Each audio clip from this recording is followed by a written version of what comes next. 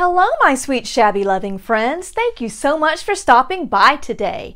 If you happen to be new here, my name is Becky and welcome to Kinda Shabby. I enjoy sharing all things DIY and decorating. And if you enjoy those things too, then stick around. If you like what you see, then please subscribe, like, and comment. Now today I have so many cute patriotic projects to share with you today. So we're just going to go ahead and get started. For our first project, we are going to be painting a patriotic shutter. Now I saw the inspiration for painting the shutter in patriotic colors on countryliving.com. So most of the projects that I'm going to be sharing with you today actually came from that website. We will be painting this top section here blue, then we're going to alternate the colors between the red and the natural cream. I think the cream color actually is going to add a little bit of that rustic Americana look to it. This blue that I'm using here is the Waverly Chalk paint in the color Ocean, and I picked those up at Walmart. And because this has a very definite line of demarcation here, I'm not even going to have to use painter's tape and tape that off. I can just very gently come up against that seam there on the wood, slightly wiggle my paintbrush, and that way it's going to give me a nice, clean, straight edge. So now that I have both of those sides cut in, I'm just going to take and make nice, long, even strokes and finish this off. Now we're going to come back in and add our red. I am using the Waverly Chalk paint in the color Lacquer. I'm going to start down here and work my way back up. So hopefully by the time I get up here, the blue is dry and we won't get any of our paint mixed up together and create purple. And if you don't have a shutter, you could paint a piece of wood. That will work just fine. Skip that one and then come in and do the red on this one. I got some paint on this one where I don't want any paint, so I'm just taking a Q-tip and I have wet the end of it. I'm just going to go in there and rub that paint right off. I use Q-tips and toothpicks quite a bit in my crafting. They really help to get into tight spots and they're really good for touching up. Now I'm going to go off camera and paint the rest of these louvers, and I will check back with you when I am ready to put these stars on. So while our little shutter is drying, it looks so cute, we're going to make an embellishment. Now if you are a frequent viewer on my channel, then you know it's either going to have a bow, a rosette, a shabby flower, or a tassel. So we're getting ready to do a shabby tassel. So I'm going to be using 3 different fabrics today to make our tassel. This one is just cotton muslin in natural.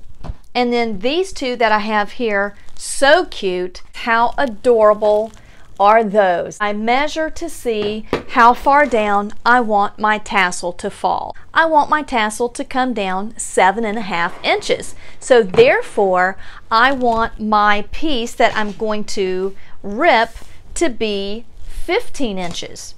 So when I fold it in half, it's going to be 7.5. I take a piece of fabric that is 15 inches long and 10 inches wide, and I just make little snips and I make them about a 1/2 inch apart. Then I just rip it, and once you rip it, that is going to give you a nice tattered edge. But after you're finished ripping all of your strips, you do want to go back and you want to remove all of your excess string because you're going to have quite a bit of that. So I have 15 pieces of the red, 15 pieces of the calico, and I had a scrap piece of the muslin, so I only got 10 pieces out of that. But I am going to use one of the pieces as our tassel tire. Just going to lay it right here and then just start layering your pieces, and layer your pieces in the middle, and then when you're finished layering them all up, you're just going to tie it all up. It is really as simple as that. I've got all my scraps lying here, so now I'm going to just pull this up Make sure that it is in the middle how I like it. And I am going to trim off some of the muslin pieces. I've got a few pieces of fabric that I want to turn over and straighten out. So the print is on the top, not that. And that's what we have so far. I think that's really cute. Now for our next little project, we're going to be making this adorable little pillow. We're going to be using Heat N Bond to attach our pieces to our pillow. And I will be adjusting the camera angle and bringing you in closer so you can see exactly how I'm going to do that. The pillow itself is cotton muslin, and I did a 24 by 14. And then I just put those pieces together and stitched it around. Left an opening at the bottom, just large enough for me to be able to get my hand in there and get some of the stuffing in there when we're finished with it. You can use a pillow that you already have, just a plain blank pillow cover, or you can hot glue something together. You definitely do not have to stitch a pillow together. Then for the flag itself, I used a bandana for the field of blue, and we're going to be adding some cute accessories to that as well.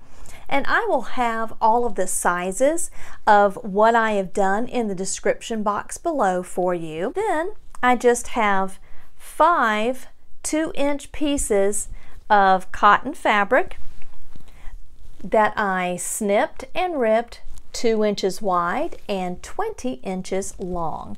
And I have 3 of the red with white polka dots and 2 of the white with red polka dots. I'll adjust the camera angle and bring you in to show you how amazing Heat N Bond is to use in your crafting projects. When you purchase your Heat N Bond, you can get a large 5-yard roll, or you can get a smaller 1-yard folded section. On this side, it is a shiny, nubby adhesive that is activated by heat. On the back is the paper. Then when we pull the paper up, there's adhesive on the other side too. So it's this wonderful double-sided adhesive that we can use in so many different ways in our projects. And I will show you just how quickly and easily we're going to get this pillow done. Now the first thing that I'm going to do is take all of my stripes off, and then this is just our pillow, and I'm going to set this aside, and I'm going to put down a piece of fabric. You want to protect your ironing board, and you also want to protect your iron. You do not want to get this adhesive on your ironing board. Piece of fabric that I use looks almost like our pillow. First thing I'm going to do is warm up the surface. And you do not want any steam. You want this to be on a medium heat. Then we're going to lay our pieces down, but we're going to lay them where the back side is face up. Now that I have all of my pieces laid out, I'll just give them a light press, just to slightly warm that up. And now I'm going to take my Heat N Bond, and I cut the piece larger than what I am working with because I want to make sure all of this gets covered with that glue. You can see it's extended beyond the edges of my project here. Start at one end, and in 2-second increments, you're just going to hold it and just work your iron in sections over your entire design, paying special attention to the edges and the corners, because that's where you have the tendency for that to want to come up. Now that we've covered our entire surface, we are going to let this cool. Now that this is cool, we are going to remove the paper backer. And when I pull this up, that is the glue. And you can see there's glue all around the outside. That's why you want to protect your ironing board. So we're going to slowly peel away our paper backing. Don't use your good scissors because this is glue. I'm going to cut near those edges so I can release my fabric from my protective piece, just like that. See? Sometimes you might need to take your scissors and help that glue along. It is just a really, really great tool to have. I love Heat N Bond. Now all I need to do is bring my pillow back in. I'm going to warm up my pillow, center my design, and I'm just lining it up on my stitch lines here. I'm going to start in this corner and work my way around, and instead of 2 seconds, we're going to be holding our iron in place for 8 seconds, applying firm pressure. And then when I get to the end and this cools off, then we'll go back and add our bandana. And now that it's cool, you can see that it is just nice and adhered to my pillow base. Now all I have to do is repeat the same process to add this to my corner for my field of blue here. And I see that I've got the glue all around the outside, so I'm definitely not going to touch my iron to that glue right there. So again, I've cut another piece and I have it larger than my bandana piece. Go in 2-second increments, and we're going to let that cool. It is ready to peel. And just gently pull the backer away from your fabric. And again, I'm going to cut up to the glue line so I can release my pattern. This stuff is amazing.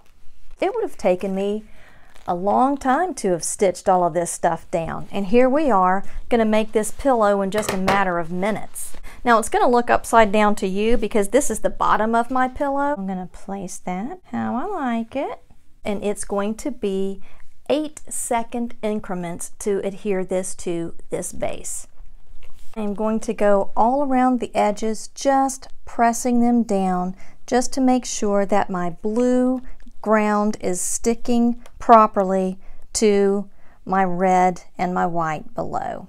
How quick and easy was that? To finish up our pillow embellishments, I'm going to be gluing down these cute little random sized buttons here. This is a beaded seed pearl with lace trim, and I'm going to just glue that around the outside of the field of blue, so the next time you see this pillow, it will be all embellished and ready to go. Okay, my friends, our pillow turned out adorable, and I can't wait to get this staged up and give you some close-up shots of this. I am going to continue to pull these threads and fray these edges completely so it does look more distressed, but I could not be happier with how our pillow turned out. For our shutter, I used these styrofoam stars that I picked up at Dollar Tree. Now, I did have to take an X-Acto knife and shave down the back a little bit to flatten it so I could glue those on, but that looks adorable. And then my tassel, let me give you a close-up of that. How cute is that? What this is, I had picked up some of these cute finials out when I was junking. I love to pick up unusual things like that, and I had several of these. Now these two here are cast iron and they are very heavy, but this one here actually has hints of red paint on it, and it was cast aluminum, so it is very lightweight. So I thought that that looks almost like the finial on a flagpole, and what a cute way to hang our shabby tassel. I thought that was just adorable. So now that we have these two crafts down, we only have one more left to go, and that is our pinwheels. How cute are these? Now these are not functional. I didn't have all of the items on hand that I needed to make them functional, but they're going to be so cute. So for our pinwheels, you will need 2 pieces of fabric cut into 8 by 8 inch squares, 1 piece of Heat N Bond cut into an 8 1/4 by 8 1/4 square, because you want it to be just a little bit larger than your fabric. And you're going to need some of these bamboo skewers. And I picked these up at Walmart in the barbecue area, and they make the perfect stick to attach your pinwheel to because they are blunt on one end, and that's the end that I will glue down to the back. Then the other end is pointed, which makes it perfect for sticking into floral foam or anything else that you want to use to be able to hold your stick in place. You're going to lay your fabric piece face down. You'll take your Heat N Bond. You want to put the nubby, shiny side down onto the back of your square. And we're going to hold 2 seconds in each area. And then I always go back and do an additional 2 seconds on each corner just to make sure that that glue is really adhered well to that fabric. And then we're going to let that cool.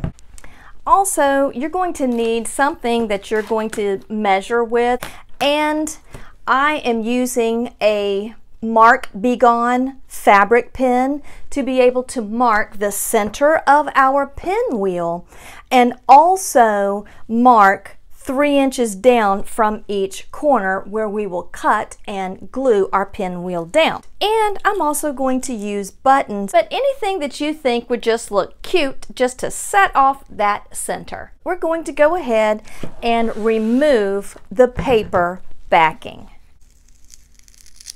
I see this isn't adhered how it needs to be, so I'm just going to lay that back down and apply a little more heat to that area. And you'll be able to tell when you start to pull that up, instead of it being shiny like the rest of it, it'll have a little bit of a milky appearance. So that way you'll need to put your paper down, hold it down for another few seconds, allow it to cool before you pull the paper up again.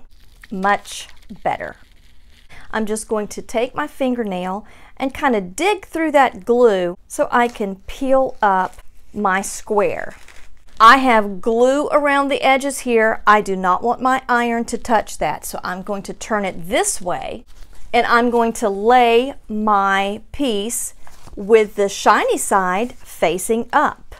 We're going to take our other piece of fabric and we're going to put the front side up and the back side against that glue. There's still some glue right here. I don't want my iron to touch, so I'm just going to use an extra square, and now we're going to hold and press for 8 seconds per section until we have covered the entire surface of our square.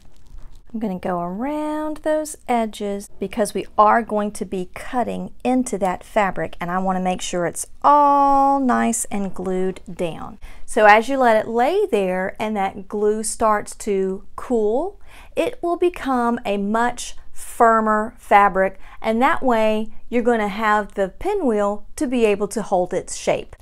Now that this is fully cooled, you want to go ahead and trim off any of the excess glue that you see hanging out around the edges. Measure from corner to corner to find the center. As I have it here and I mark it at 5.5 inches, then I draw a line and go down 3 inches from that corner and 3 inches from this corner, because we're going to be cutting in 3 inches to assemble our pinwheel. And this is water soluble, so once I have cut it, if there are any lines remaining, I can just take a baby wipe and wipe those marks away. So now what I'm doing is cutting in 3 inches down.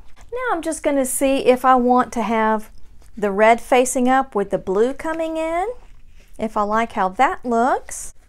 So that's the red facing up with the blue bent down.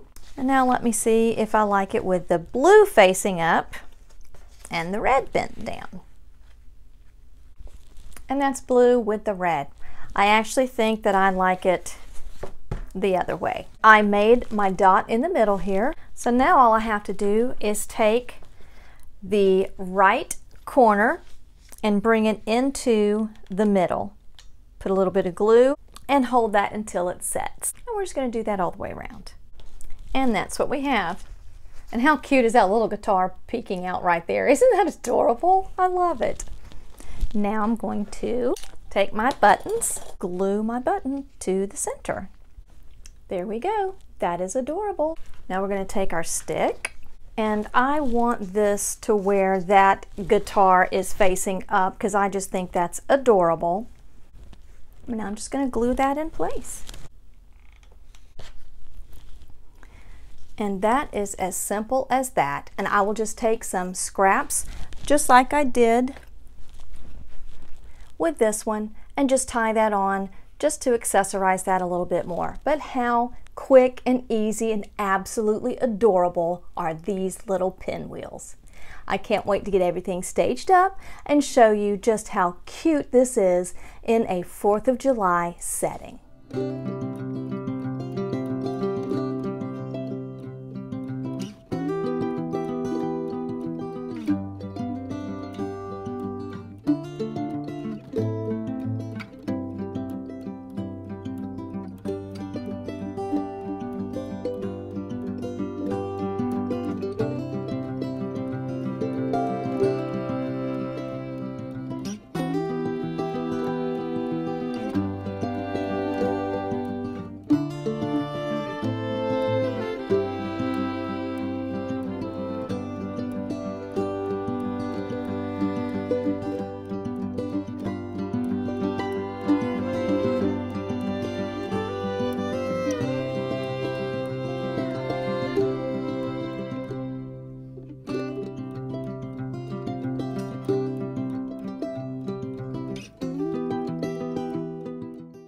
I hope you were inspired by today's patriotic projects and that you'll recreate some when you gather for your own Independence Day celebration with family and friends.